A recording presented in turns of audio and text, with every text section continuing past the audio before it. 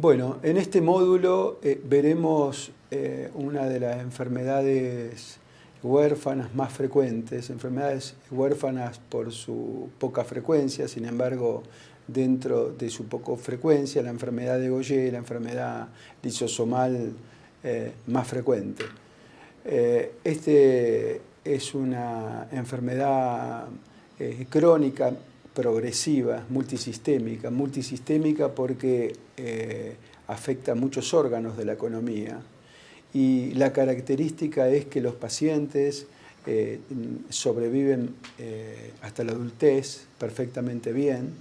Es clínicamente heterogénea. ¿Por qué? Porque hay familias con Gaucher, dos hijos, uno puede ser muy afectado y el otro se despierta la enfermedad mucho más adulto, es decir, es muy heterogénea. Se identificaron más de 400 alelos mutantes, sin embargo más común es el alelo N370S, muy frecuente en la población judía askenazí, que tiene una incidencia alta de esta enfermedad. Y clínicamente los síntomas más frecuentes es la hepatosplenomegalia, la destrucción ósea y las citopenias periféricas. Fíjense que las bases fisiopatológicas es una mutación autosómica recesiva, es decir, que los dos padres portan la enfermedad y se produce un defecto en un gen que codifica la síntesis de la enzima lisosomal beta-glucocerebrosidasa. Está en el cromosoma 1, región 1q2.1, y se depositan, como pueden ver, los glucocerebrósidos, que se denominan GL1, donde en el sistema monocito macrófago, que es donde hay más lisosomas.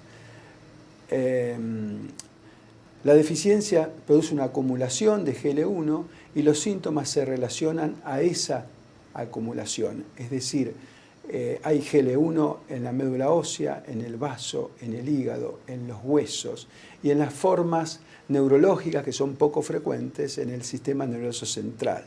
Y esto produce entonces disfunción orgánica. En la fisiopatología siempre se pensó que lo que causaba todos los trastornos son la acumulación de sustrato, es decir, la acumulación de GL1. Sin embargo, hoy sabemos que es mucho más complejo, que hay, sí, por un lado, acumulación de material de depósito, pero hay una tormenta de citoquinas mediada por una activación de complemento y de interleuquinas, hay activación de macrófagos, de linfocitos T, hay alteración mitocondrial, hay aumento del calcio intracelular y hay un aumento del óxido nítrico. Esto lo que va a producir el aumento de citoquina es una enfermedad inflamatoria que se asocia mucho a lesiones óseas, y también lo que va a haber, obviamente, es una alteración celular. Lo concreto es que las formas más comunes de enfermedad de Gaucher son las no neuropáticas, que como ven aquí, corresponden a más del 95% de los casos, entre 90 y 95% de los casos, tanto en Argentina como en el resto del mundo. Y el tipo 2 y tipo 3, el tipo 2 es neurológico agudo y el tipo 3 neurológico subagudo, corresponden los pocos casos de compromiso en el sistema nervioso central. Fíjense que toda la clínica se relaciona o despierta en la mayoría de los pacientes en la niñez, en la edad pediátrica. El Gaucher es una enfermedad que se debe diagnosticar en la infancia. Entre los 3, 4 y los 15 años, el 70% de los pacientes ya manifiestan las distintas alteraciones clínicas que básicamente son la esplenomegalia, la hepatomegalia, las citopenias como la anemia y la plaquetopenia, de los dolores óseos, y si vamos a los estudios específicos, hay anemia, infiltración de la médula ósea y aparición de distintos disturbios óseos. Obviamente, cuando antes se haga el diagnóstico, que como ven ustedes no es patognomónico, esto puede ser, por ejemplo, una enfermedad tumoral, una leucemia, una infección específica, pero es importante cuando se descartan las enfermedades más comunes, pensar en estas enfermedades poco frecuentes. Y cuando antes se haga el diagnóstico, mejor pronóstico va a tener el paciente, porque el impacto óseo es lo que altera la calidad de vida de los pacientes. Fíjense, aquí les muestro distintas alteraciones óseas que debemos prevenir. La infiltración es lo primero que aparece, infiltración de células de Gaucher, como pueden ver aquí. Posteriormente se aparece el Erlenmeyer. Y si dejamos pasar el tiempo, ya aparecen infartos y necrosis, que son lesiones irreversibles, que ninguna terapia lo van a modificar. Es indispensable entonces que los pacientes se hagan el diagnóstico precoz en etapa de infiltración para que la terapia actúe y evite estas alteraciones óseas como el Erlenmeyer, los infartos y los necrosis.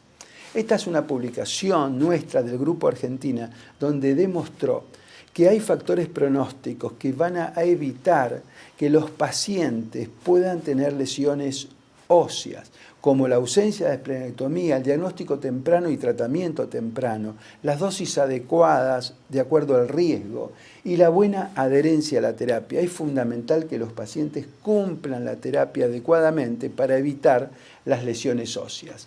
En los casos 2 y 3, ya que hablamos de la clínica, y esto es poco frecuente, pero aparece, la primera manifestación del tipo 3 es el nistagmus, la apraxia oculomotora. El paciente en la adolescencia generalmente empieza a tener movimientos oculares, nistagmus, que es característico del Gaucher tipo 3 o forma subaguda, y también es característico del tipo 3 el compromiso pulmonar, como pueden ver en esta tomografía, y también lo que se llaman los gaucheromas abdominales. Estas son manifestaciones algo frecuentes en el Gaucher tipo 3, que como ya les expliqué, es bastante infrecuente dentro del Gaucher. Lo clásico del Gaucher tipo 1, lo que les comenté, la hepatomegalia, la esplenomegalia, la anemia, la plaquetopenia y el compromiso óseo. Ese es el Gaucher tipo 1 que debemos pensar y que básicamente hay que hacer un diagnóstico precoz, hay que pensar en estas enfermedades de baja frecuencia. El Gaucher tipo 1, que es la forma más frecuente, tiene algunas asociaciones que, si bien son de baja frecuencia, pueden aparecer especialmente en los Gaucher cuando pasan los años en la adultez. Las asociaciones son con el cáncer y con el Parkinson. El Parkinson en los pacientes con enfermedad de Gaucher se puede aparecer, y es un parkinsonismo atípico porque aparece en época más precoz que el Parkinson común, es decir, entre el cuarto y sexta década de la vida. El comienzo es precoz, es resistente a las terapias estándar, y las primeras manifestaciones son una marcada disminución del sentido del olfato. También hay una asociación entre el Gaucher y el mieloma múltiple.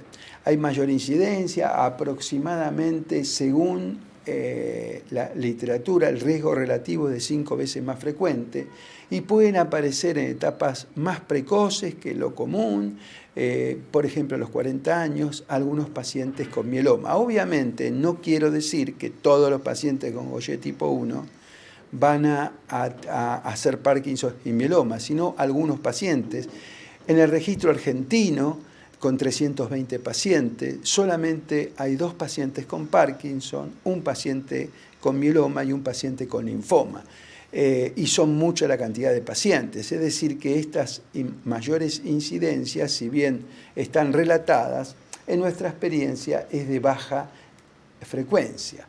Es decir, que lo que sí la literatura habla, que debido a estas complicaciones, la sobrevida global del Gaucher está algo acortado con respecto a la sobrevida de la población normal.